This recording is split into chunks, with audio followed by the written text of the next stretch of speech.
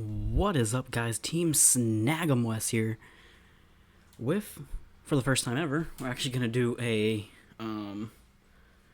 I guess almost like a team building, but not really a team building.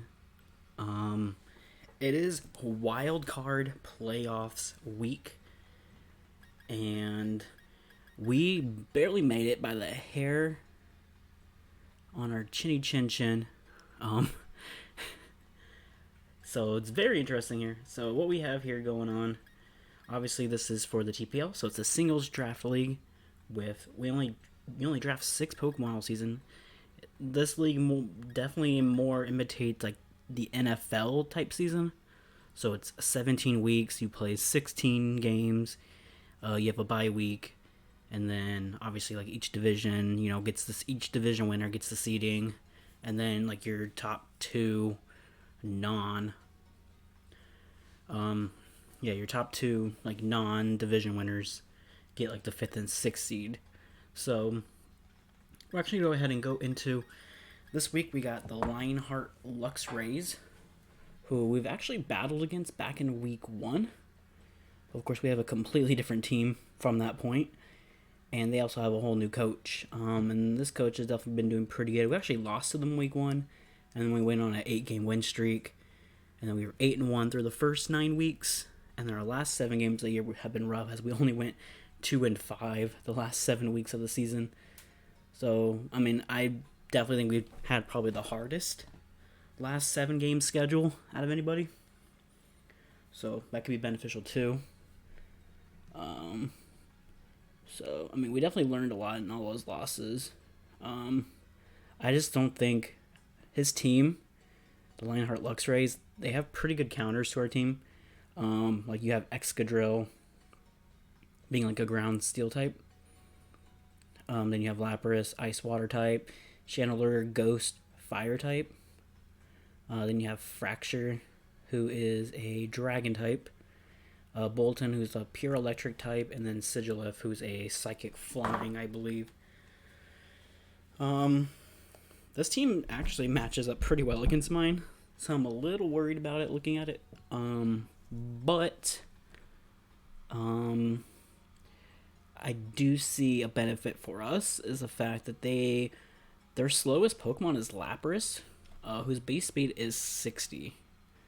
So even if Lapras had like negative speed investments, or was a negative speed nature, I should say, it honestly it would still be slower than Avalugg, Bronzong, and Araquanid.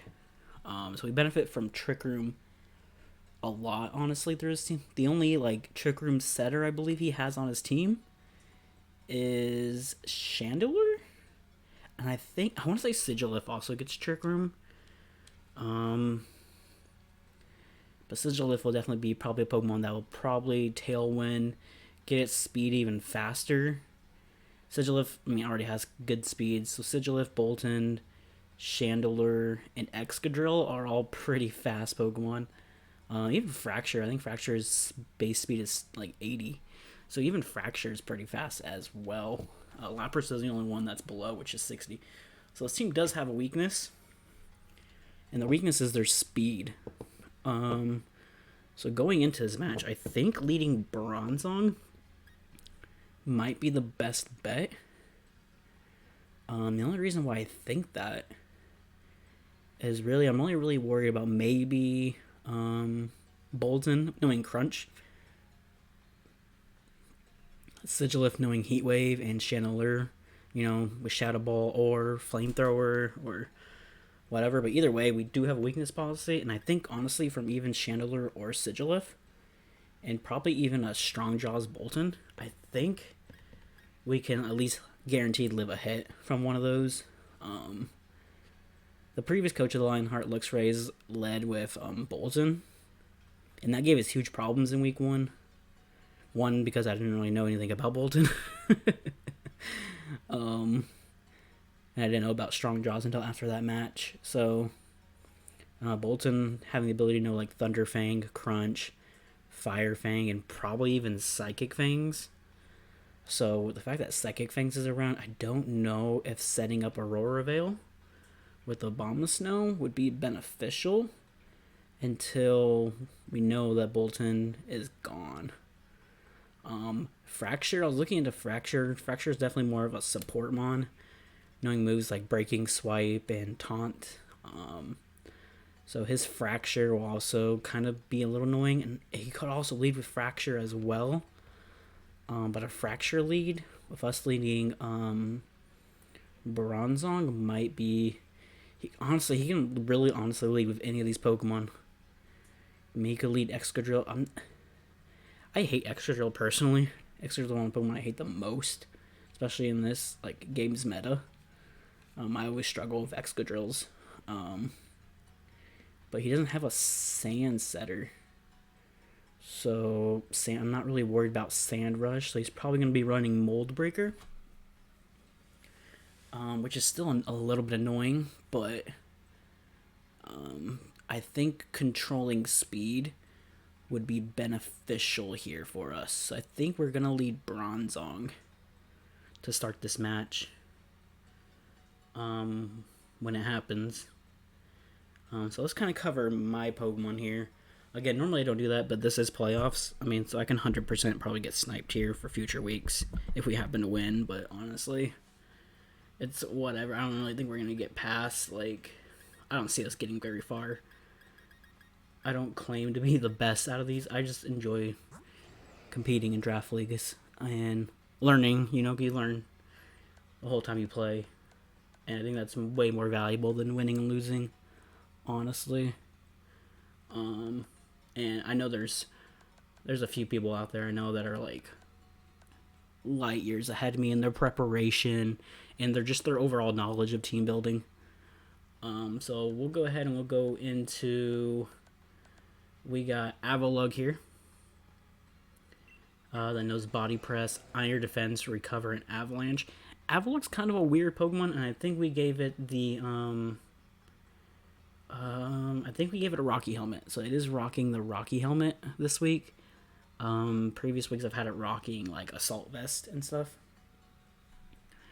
But Avalugg's a Pokemon you switch into with that amazing defense stat. And it's a weird Pokemon. It benefits more from getting hit first. But of course, obviously if you can set up a Trick Room and you can set up an Iron Defense and then just Body Press with that Body Press with the already high defensive stat, like this thing's gonna tear through Pokemon. So it is good. We do have Iron Defense to boost our defense up 2 stages, and then we also have Avalanche, which benefits us if we do get in a situation where we don't have Trick Room set up, then we can just Avalanche Pokemon. The only thing I don't like about Avalugg, though, is a special defense stat. I mean, it's not terrible. It's not great, though. It's not great, which is why usually I run Assault Vest on it, just to give a little bit more oomph when it comes to special. And his team does actually have, like, 1, 2, 3, yeah, his team actually has, 3? Yeah, 3 special attackers in Sigilif, Chandelure, and Lapras. I don't know what Fracture is. Fracture, my guess, is probably more physical, because I believe Haxorus is more physical. So that's our team there.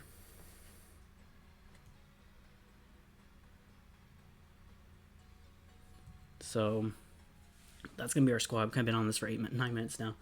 So we'll go and move down to the next one here.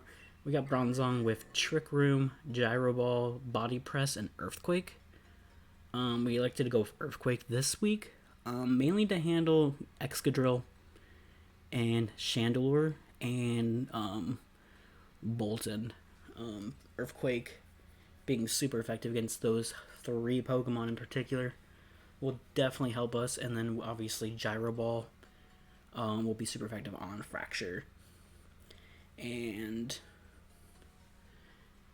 Body Press being super effective against Lapras. So Bronzong's gonna come here. Bronzong definitely not a physical attacker. It is rocking a weakness policy in hopes that maybe we get flamethrowered by a Chandelure. That'll be preferred.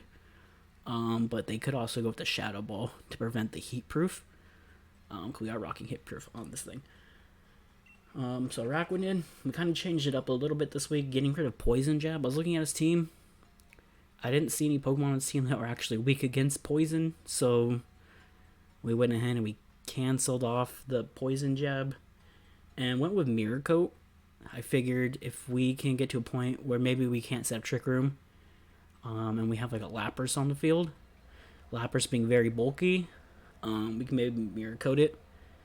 And take care of that. Same thing with also Sigilif. If it wants to maybe Air Slash or something, we can sit there and we can Mirror Coat and do some damage back to it. Doing double the damage it did to us. And we do have a lot of HP investments, and I believe we also have a lot of defense investments and special defense investments. So we should leave that. Poltegeist, I elected not to go with Shell Smash, just because I don't really see a big opportunity here for Poltegeist to set up. And it's not really important, I think, to get that greedy. So we're rocking Strength Sap, mainly because Strength Sap might help with handling, Excadrill. If we can just keep getting our health back and keep dropping its attack, that would be very beneficial.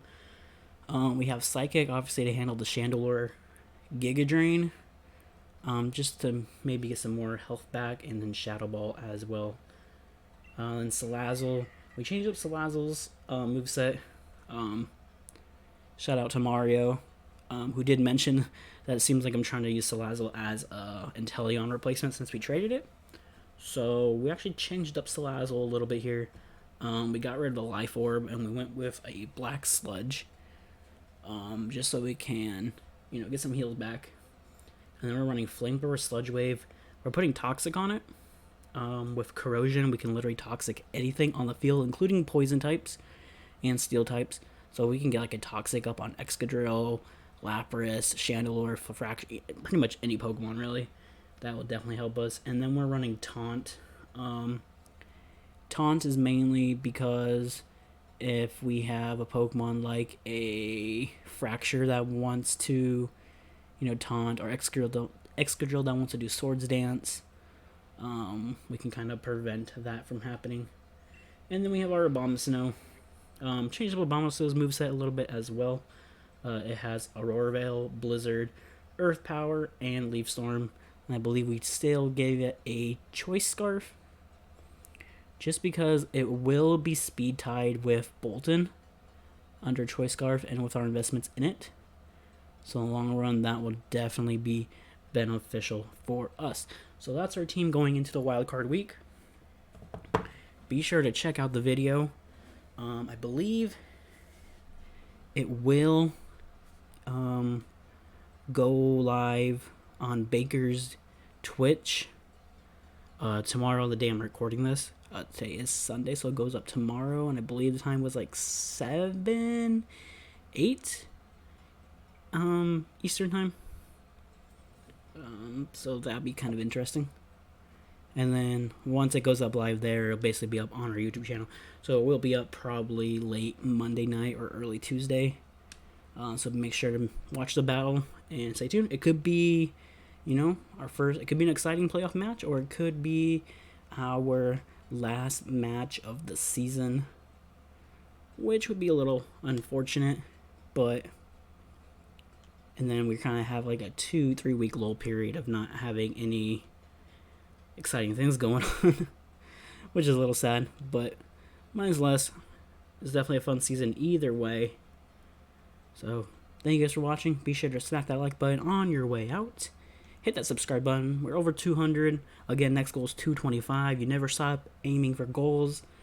So let's try to get to 225 next, and I will hopefully see you guys around. Peace out. Bye.